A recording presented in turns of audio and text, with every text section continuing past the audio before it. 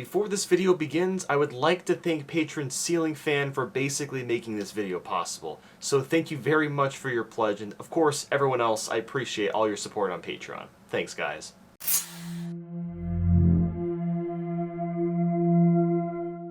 I had never finished or even played Luigi's Mansion before now, and I gotta say it was a really fun game. Today's list will cover 10 of my favorite portrait ghosts, which may also include area bosses. This list will be based off the story and personality of the ghost, as well as how interesting the fights are. So without further ado, let's go. Number 10. So number 10 on this list doesn't have just one, but two ghosts in it. The floating Whirlwindas are a dancing couple, and their story is kind of sad actually. Apparently, these two used to be local waltz champions, but now they aren't allowed to compete because their feet can't touch the ground. I can understand why they've been disqualified because of that, but shouldn't there be other waltz clubs for ghosts? Anyway, you'll start by sucking up 6 shy guys in the room. After that, the floating Whirlwindas appear. What you need to do is stand on one of the spinning tiles and look away from them. From here, the couple will do a dance pose exposing their heart, and that's when you attack. It's not the most interesting way to expose a ghost heart in this game, but their backstory is just so touching, and it's the only portrait ghost where you suck up 2 ghosts at once. And when I say that, I mean they both share the same heart. That is so romantic. Okay, honestly, I just feel worse now for sucking these guys up, but y'all messed with my bro Mario, so I gotta do what I gotta do. Number 9. While Jarvis may sound like the name of a butler, that's not at all what this ghost is. Or at least I think Jarvis sounds like a butler's name. So this ghost collects jars. In fact, he lives inside his jars. I would say that's kind of stupid, but he's a ghost and can shrink down into anything, so he'll get a pass this time. You'll start by playing a game of whack-a-mole in which you blast him with ice 7 times. After that, Jarvis will start throwing his jar collection at you. So I guess he really doesn't care about jars that much. But yeah, all you do is suck him up when he's vulnerable. The boss fight itself isn't very difficult. In fact, most of them aren't that hard, but it's such a unique idea that I had to include it on the list. And now that I look at him closely, he kind of looks like a scoop of purple ice cream, and that's legit. Number 8. So here's another ghost that I just feel terrible for having to suck up. You'll find Sue P just sleeping in bed, upside down. She's just taking a nap, and she's not bothering anyone, and she apparently died in her sleep too. Man, Luigi must feel like a dick. Like, what kid dies while sleeping? So to wake up Sue, you have to spray her with water 3 times. And why do you do that? Because it simulates wetting the bed. That is the most clever and embarrassing thing I've ever done to someone in a video game. So you wake up Sue, and obviously she's pissed because you were splashing her with water, but you proceed to suck her up anyway. The only real challenge to this ghost is that some of her dolls will be hurled at you, but they're pretty easy to avoid. This is yet another clever ghost idea, despite me feeling horrible for what I had to do. Number 7. While this ghost is a really innovative idea, it also hits home with me. And that's because I've had a lot of great memories playing billiards during family gatherings, but that's besides the point. Slim Bankshot is a pool shark that is a legend in competitive pool, but has never played against a real person. I'm not sure how he can be considered a legend if he's never played with anyone else, but I actually believe that. When Slim hits a rack of balls, they fly in ways I've never imagined in my wildest dreams. Gravity is redefined after he fires. The 3 balls soar all over and even move in slow motion. But anyway, to suck up Slim, you have to suck up a ball, spit it at him to expose his heart, and take him out that way. Before moving on though, I gotta say I like his design. It's just so cool looking. I think it's gotta do with that slick hairdo, I don't know. Number 6. So this ghost has the completely opposite body proportions compared to Slim Bankshot. Biff Atlas is a bodybuilder ghost. Fun fact about his last name, it's based off a Greek titan that was forced to hold up the sky.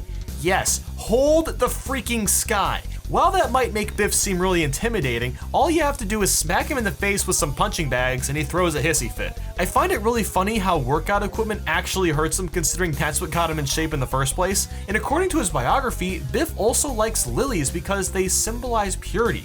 That is just beautiful. You see, even the big buff guys can have a heart. That Luigi sucks into a vacuum cleaner, ha ha ha ha ha. Number 5. Our next ghost is another one of those sad stories. See, now we gotta deal with Mr. Lugs. And you wanna guess how he died? I mean, do I really need to say it? He's still eating even when he's dead. That is what you call a food addict right there. First thing you gotta do is light the candles in the room, then Mr. Lugs becomes visible. Then you have to suck up his food so he can't eat anymore. As ridiculous as that sounds, there's also 2 waiter ghosts in the room that will refill his food if you don't suck them up beforehand. Once that's done, Mr. Lugs gets a little angry and proceeds to spit fireballs at you. Thankfully, he'll get tired out, which exposes his heart. This is one of the more challenging portrait ghosts to suck up, and the premise is just brilliant. I really like how you need to eliminate his waiters since they're trying to keep him alive. It added a nice amount of depth to this fight. Number 4.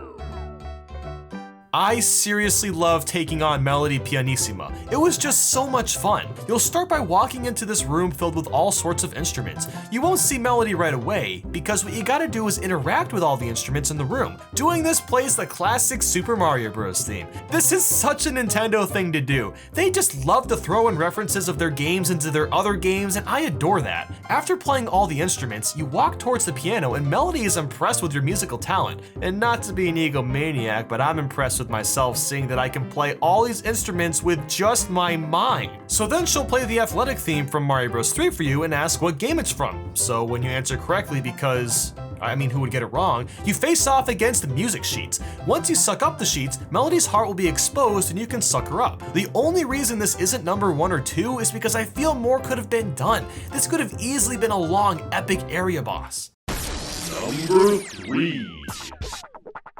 This next ghost is once again a pair of 2, Henry and Orville. You start by entering a kid's room and you have to spin the ceiling fan with your poltergust so the 2 ghosts will appear. Then they'll ask if you want to play hide and seek. So after agreeing, you'll leave the room and give them time to hide.